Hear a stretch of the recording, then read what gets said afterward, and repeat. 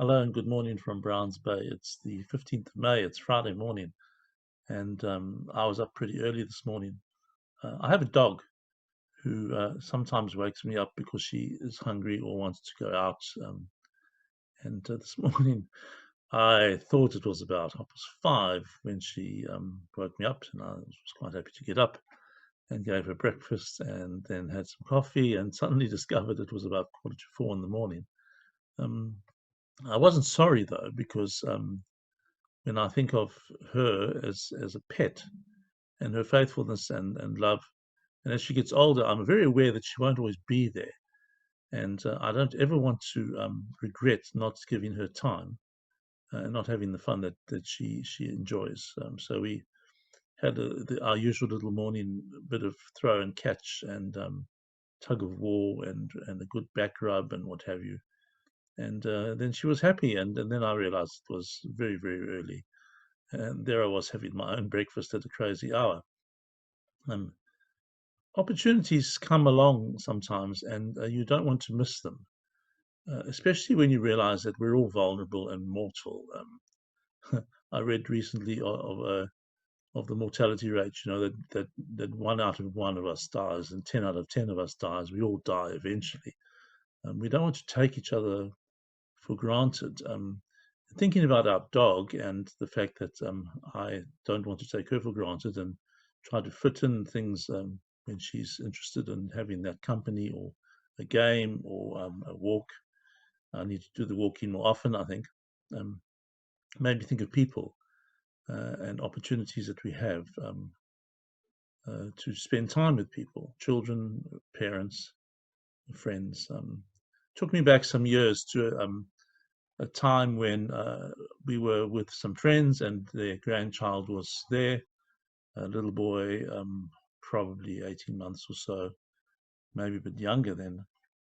And the parents were not keen for him to be held if he cried. They wanted him just to go to sleep. And there's always this discussion: do you let babies cry, or do you pick them up and hold them? And what will that do in the long term to them? Um, and I remember he wasn't. I don't think he was very well, and he seemed to have a bit of a fever. Anyway, he cried, and I picked him up and held him, and I knew I wasn't doing what was really expected to do. The terrible thing was that not long after that, I don't remember exactly how long, he passed away. He died under tragic circumstances, and I had to conduct a funeral of this little 18-month-old boy. Not the best experience in life, and I learned a huge lesson from it about opportunities to care and not to miss out on the people, not to not to be so obsessed or consumed with ourselves that we don't notice them around us, whether it's pets or loved ones, or even strangers that might come along. The Bible has some interesting discussions about the possibility of a stranger being an angel. You know, and we used to have people who came looking for food. We lived at the top of a road, um, just out of the town. And the railway line was at the bottom of the road, and people would get off a train and walk up the road, and there was the church, the hall, and then our house, and they would knock on our door and ask for bread. And I remember someone asking for bread literally at midnight, and I was less than impressed. And then I remembered the scripture reading about someone coming and asking for food at midnight, and I thought, oh goodness me. Um, those were interesting days because people would come and ask for clothes so they could go for a job interview and then come back and tell us they got the job. And the people needed blankets, and someone had died in my predecessor's time in the winter, and so we always gave them blankets because we always thought we don't want someone to die sleeping on the church property and dying in the night. And of course, we had people who drank too much, who did want food, wanted money, and sometimes they threw the food on the floor, which was always challenging. And gave them a sandwich, and they said, "No, I don't want that." So people and their needs can be quite challenging, can't they?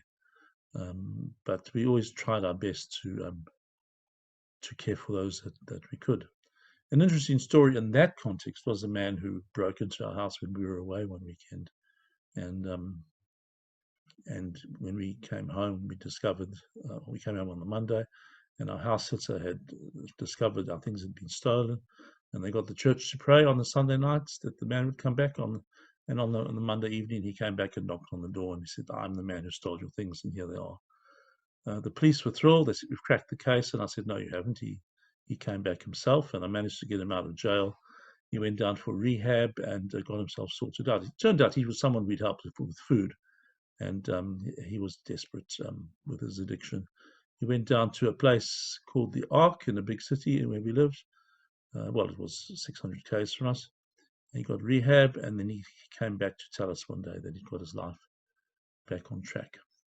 Of course, there were others who came knocking on the door. One man had a terrible story of his house burning down and losing everything. And 3 years later, it happened again. He was still on the prowl looking for things. And I said, "Isn't that amazing that you should have that twice in your life?" Of course, those were not true stories. But we've always tried to give people the benefit of the doubt if they have asked for money or food, if we've been able to, within our means. And I think that's probably a better way. So in terms of opportunities that come along, I would encourage you today to think about the people that come knocking on your door or cross your path or just appear in your life, or maybe the people who are closest to you. Sometimes the people that are with us every day, we actually neglect the most because we take them for granted. I think this lockdown might have given us some insight into not making assumptions, not taking people for granted, and remembering those who appear to be okay, but are sometimes really needing some care, or just someone to listen, someone to switch off the TV, stop reading our book or whatever it is, and to actually give them attention when they come wandering down into your lounge or wherever it is. People are not around forever, and when they're gone, and there's nothing you can do. It makes bereavement such a challenging thing. Of course, for the parents of their little boy and the grandparents, it was an awful thing. It's not the only child that I've been involved with in terms of loss of life in early years. We're very blessed that our infant mortality rate is much lower than it used to be in past generations. So there's a greater chance of our children surviving, but they don't always. And challenging stuff, isn't it? Well, it was an interesting way to start the day. Lessons from my dog, I suppose, that we should not miss out on opportunities to give time to those in our lives. May you make time for people today. May you not be obsessed with what you're doing to the extent that you don't listen to someone who might come along expressing a need, or just wanting to be connecting with you in some way. And during this L2 level 2 lockdown, isn't it good that we can see other people again? I think it's great. We had our first pastors' lunch yesterday, a meter apart and what have you, in a room that now only can take 9 people. There were only 6 of us, and it was really good to see each other, to pray for each other. The physical interaction of people is so important. I still feel for those in rest homes. They can have visitors. They can't have hugs. That's really tough. And they have to be in certain rooms and sit apart. But hey, at least they can talk to each other. And you don't always have to say things. You sometimes just have to be together and appreciate one another. So it's Friday at 15th of May. It's day 2 of level 2 lockdown. And I think we're moving forwards. I think it was our preacher last week who said David Livingstone said there's only one way, and that's forward. I think that was the quote. And yeah, I hope so. I hope that things get better for you, and that the people around you enjoy the time and the effort that you give to listening to them, and taking note of perhaps their body language is more important than just what they say sometimes. Um, they're not with us forever, and so let's not waste opportunities. God bless you.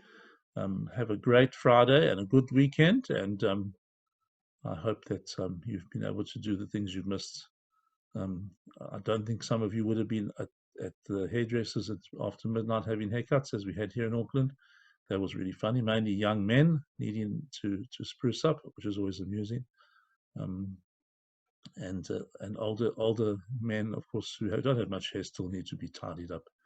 So we are more aware of ourselves perhaps than we used to be in the past. It's not a bad thing, I don't think. But I'm sure you've enjoyed your first something or other in this new little bit of freedom that we have. Spare a thought for the people who still are battling to save their businesses and their jobs, and those who have become unemployed, and those who have to reinvent themselves and find a new thing to do because their industry, like pilots and what have you, the industry simply isn't ever going to be the same. So let's look out for one another and keep caring. Take care, and we'll see you again. Goodbye from Browns Bay, and enjoy your day. Cheerio.